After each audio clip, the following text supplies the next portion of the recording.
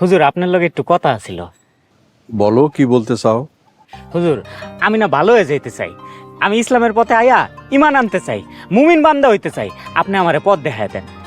অবশ্যই, তোমার মধ্যে তো ঈমান আছেই, আর তুমি ইসলামের পথে চলেও আসছো। তবে মুমিন হওয়া একটু কঠিন কাজ। যত কঠিন হোক আমি পারমু, আপনি খালি আমার রাস্তা দেখায় দেন। তাহলে এক কাজ করো, তুমি আমাদের মসজিদে খাদেম হিসেবে লেগে যাও। প্রতিদিন 5 ওয়াক্ত নামাজ জামাতের সাথে আদায় করার চেষ্টা করো।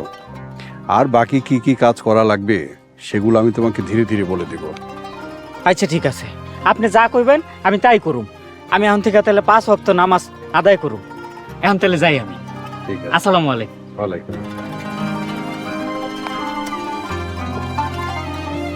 হে আল্লাহ, কোনো রকম কঠিন পরীক্ষা ছাড়াই তুমি তোমার এই নাদান বান্দাকে সঠিক পথে আনার রহমত বরকত দান করো মালিক।